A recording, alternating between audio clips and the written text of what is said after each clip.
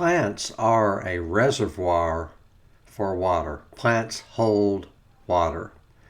It's a reservoir for water. So if we have plants and or trees, then you're going to have a lot of water there. Without the plants, not so much water. So grow plants, and they will not only store water and cool the air, because that's what evaporating water does. It cools the air. So if we grow plants, they will not only store water and cool the air and the surface. So plants will cool the surface. Plants will cool the surface. Do we have a problem with global warming? If so, why don't we look for a variety of ways to cool the surface, because that will tend to diminish global warming. So it also says plants will also bring rain. That's a whole other conversation, but I count about 7 different ways that plants accommodate the water cycle and actually create water cycles. Plants can bring rain, forests can bring rain, partly because they cool down the air and make the air moist. It's easier for rain to precipitate in an area that has been cooled down and made more moist by plants. Another thing that plants do is that they emit a bacteria called Aerobacter. Louis Pasteur discovered Aerobacter, but Aerobacter is a precipitation nucleus. Rain always needs something to serve as precipitation nuclei. So those, about 1 million raindrops go together to form a raindrop. Each of those million little droplets that go together to form a raindrop has to have a nucleus to form the little droplets, and without that, it doesn't rain. The raindrop cannot coalesce without those nuclei coming into play. So that's why I say plants bring rain. When plants cool the surface, this reduces the greenhouse effect, because the greenhouse effect has 3 variables, one of which is surface temperature.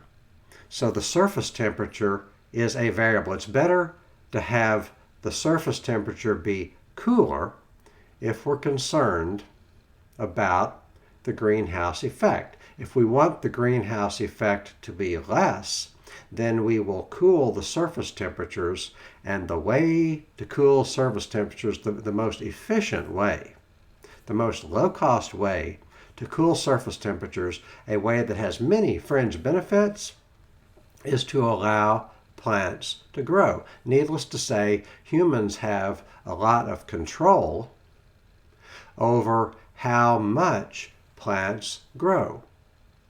For example, when we reforest, we're letting plants grow. When we deforest, we are cutting back the growth of plants. We are cutting back the amount of surface area that is covered by plants.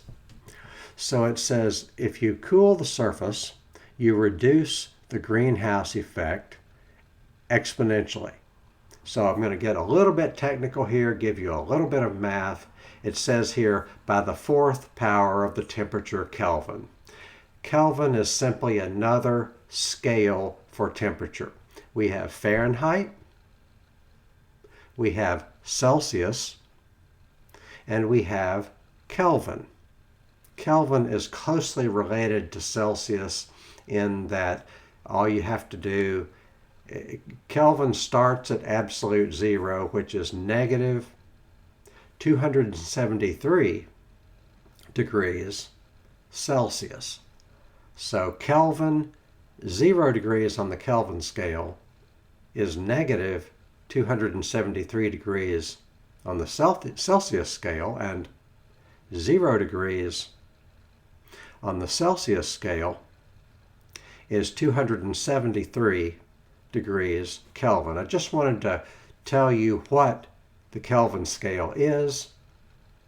And so I did a little bit of math, and I found out, this is going to be the end of the math, but I did a little bit of math and I found out that let's compare 90 degrees Fahrenheit, do a little conversion, but 90 degrees Fahrenheit to 115 degrees Fahrenheit. It's not uncommon on a hot sunny day that's 90 degrees Fahrenheit. It's not uncommon for surface temperatures to be 90 degrees in the shade, in other words, underneath plants, 90 degrees in the shade, but 140 degrees on a hot surface like pavement. I didn't go all the way up to 140 degrees Fahrenheit to make this comparison. I only went up to 115 degrees Fahrenheit because I wanted to give you a very conservative estimate as to the difference it makes in the greenhouse effect when you cover a surface with plants. And my calculations indicate that that surface, let's say that surface is 115 degrees, which is 25 degrees more than 90.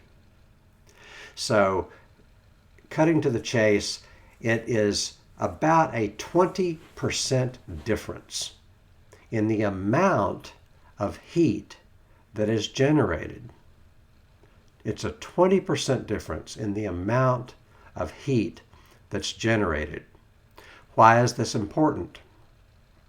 Because the greenhouse effect, according to scientist Walter Yana, the greenhouse effect is only a 1% difference.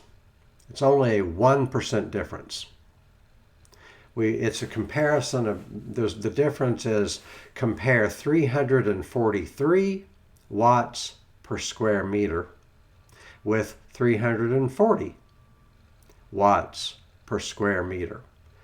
3 watts difference out of 343 watts is about a 1% difference. It's a little less than 1% difference, which is an average. It's a global average. But on average, globally, we've got 343 watts of energy coming in and staying here, and only 340 watts per square meter that is being released back out into space. We have mechanisms that release heat energy back out into space. Good thing, because if it all accumulated, wouldn't be so good.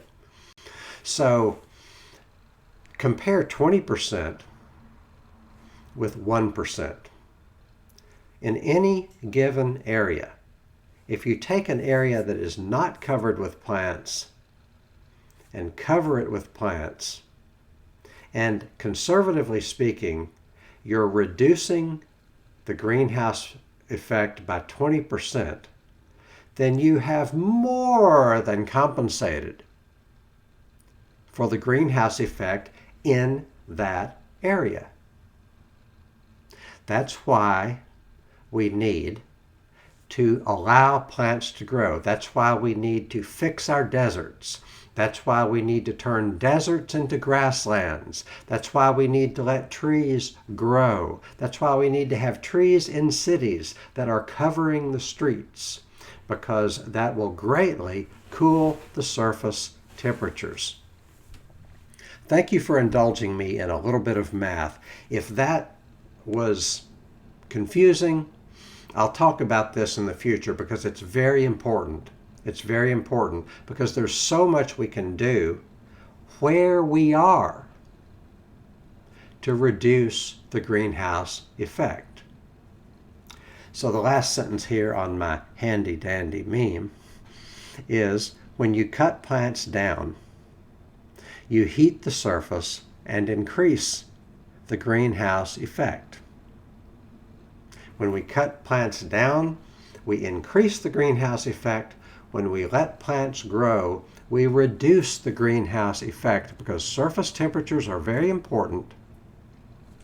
My last comment here is, needless to say, this fact is underreported. This is me being media critic. This fact goes underreported because our media is controlled by people who don't really want to solve climate change. But that's a whole other conversation. Please click like and subscribe.